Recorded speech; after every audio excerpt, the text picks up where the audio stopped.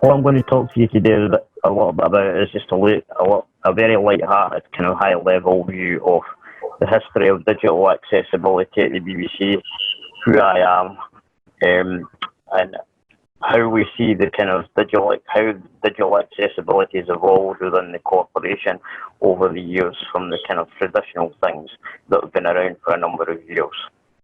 Richard, advance the next slide. So who am I? So I think it's self-evident from my picture online and on the slide is that I've lived with OI like many of you since birth.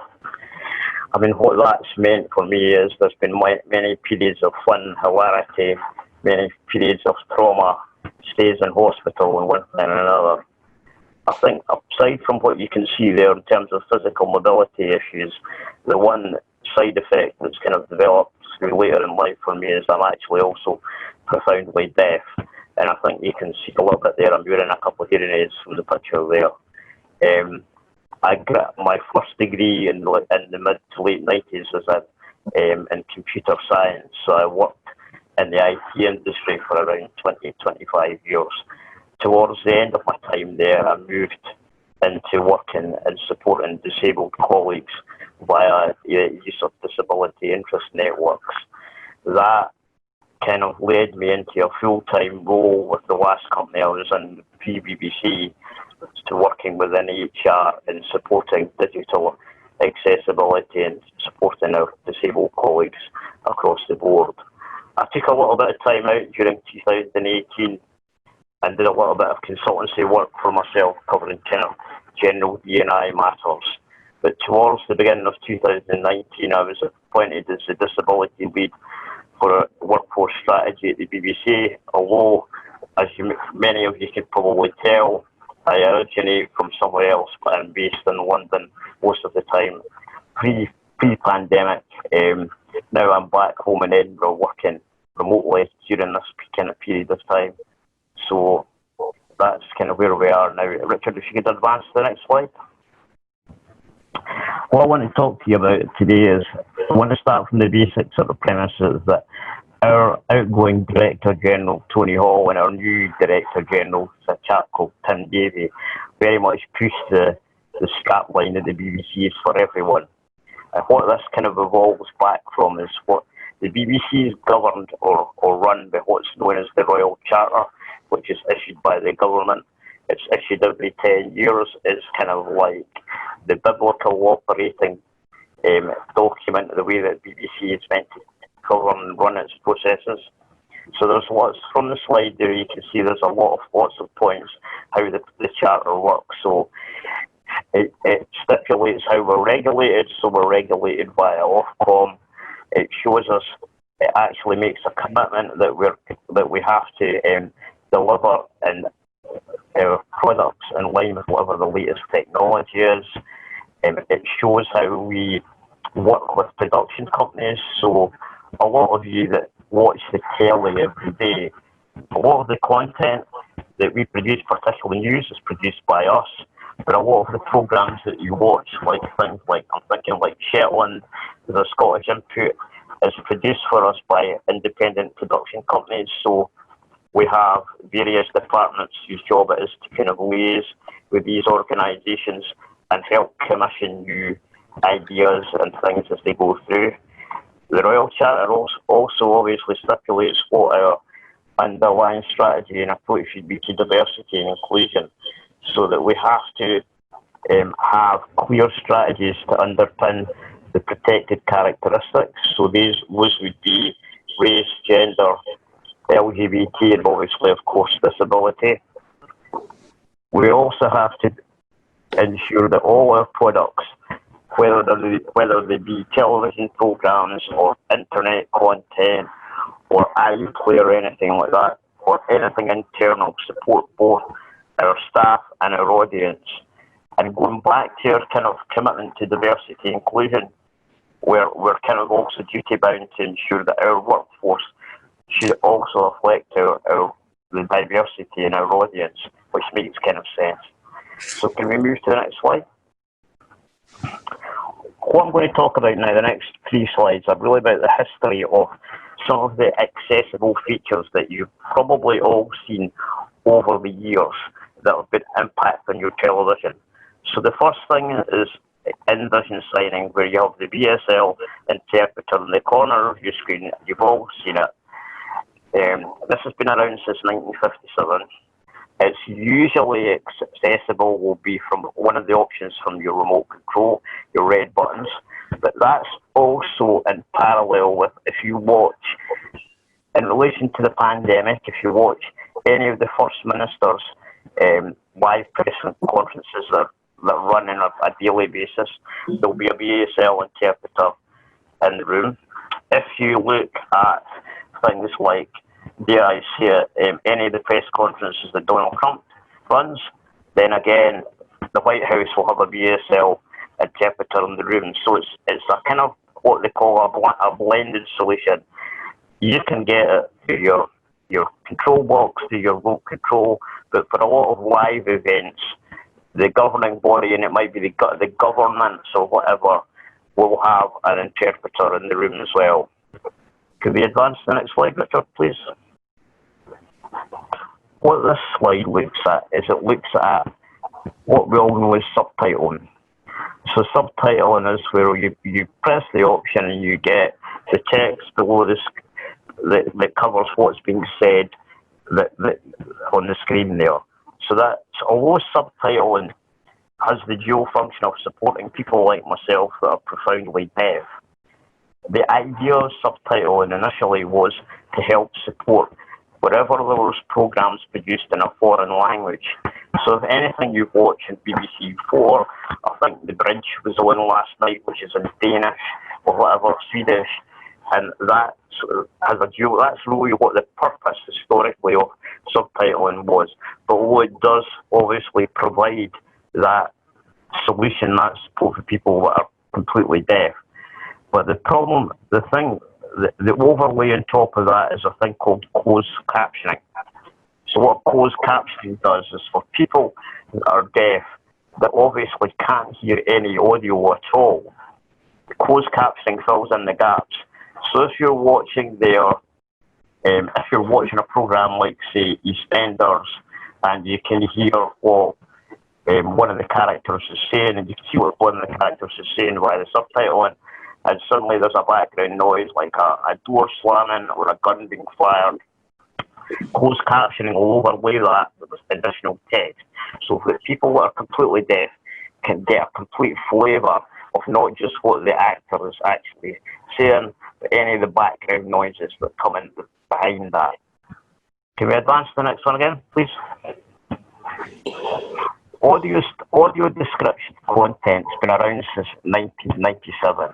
What that was at the time was kind of the next step through from kind of this kind of thing. But what the idea with audio descriptive content is somebody that's completely unsighted can listen to the text, can listen to the audio rather, the same as any of us.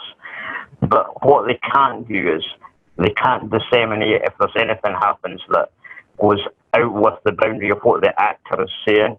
So for example, if there's a scene and no one's speaking, they don't really know what's going on.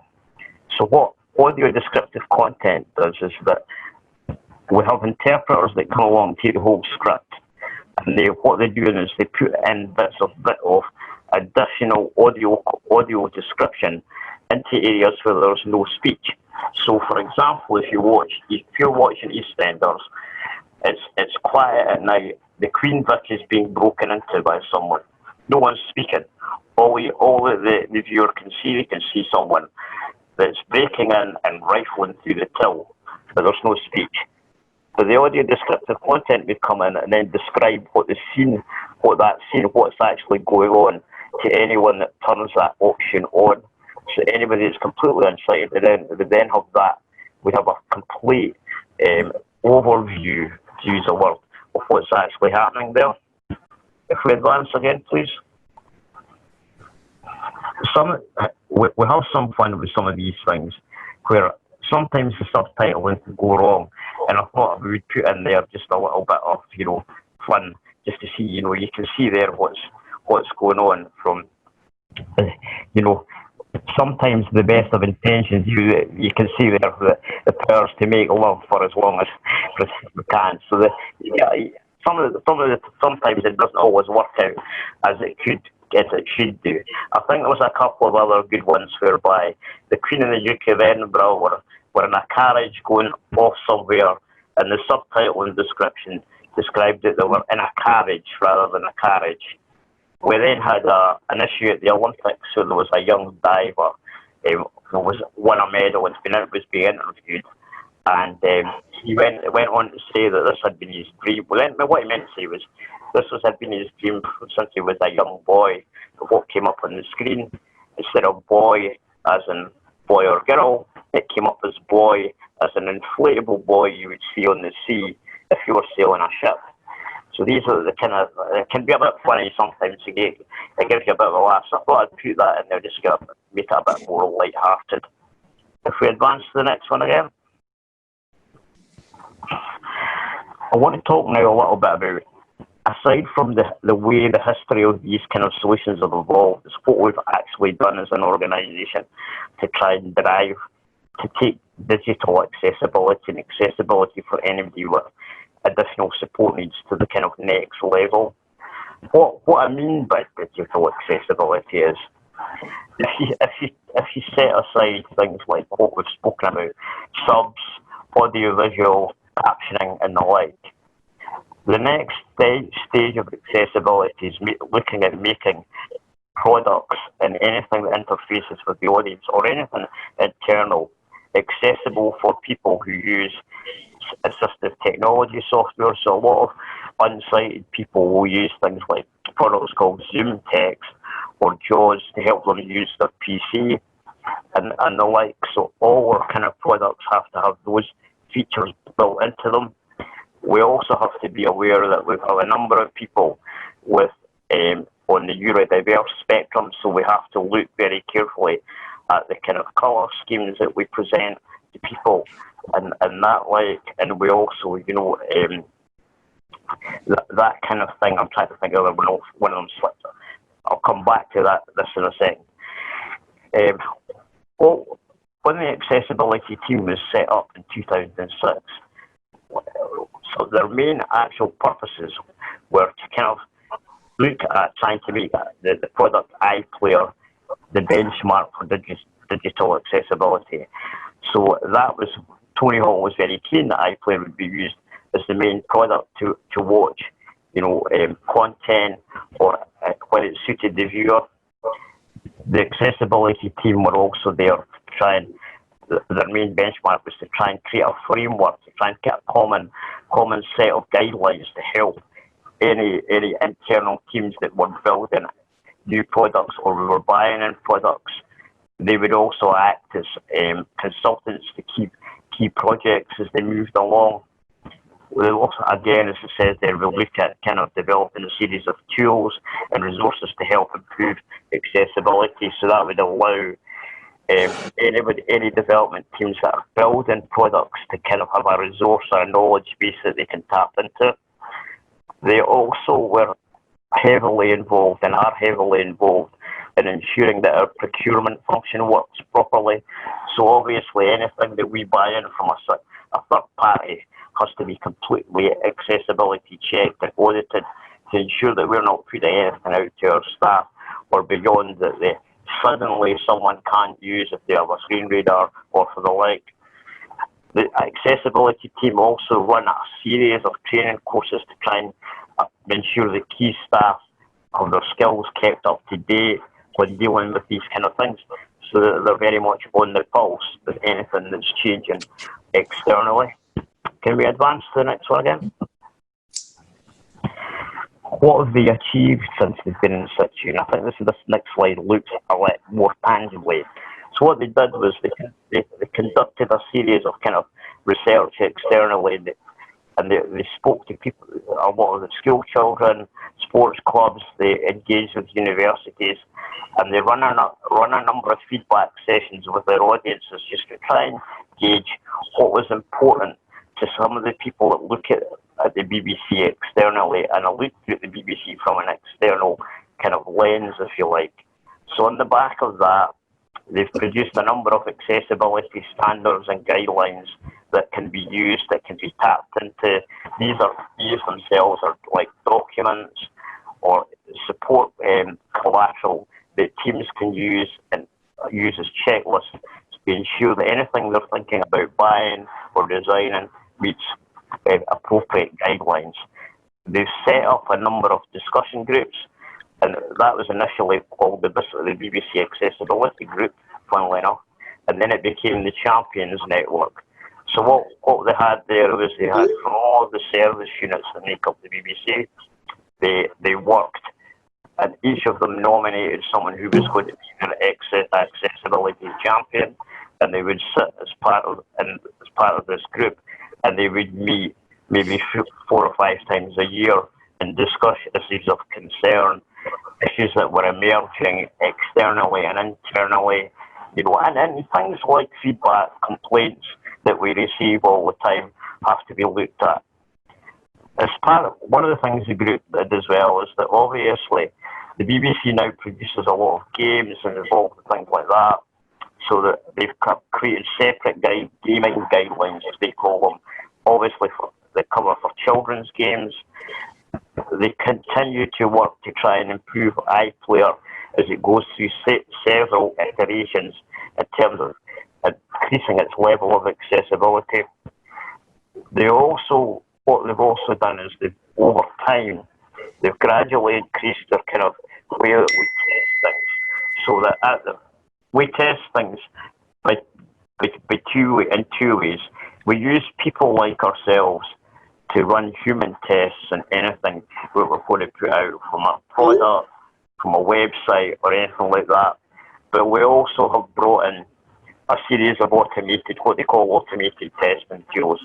So almost as an extra step, a lot of our solutions that can be run through a tool, which is just another type of computer program for those who don't know. And then what happens is at the end of it, the tool will provide a report, and it will flag up key areas of weakness in the solution, and it will help the testing team therefore build even more accessible if there's anything that they need to go back and look at.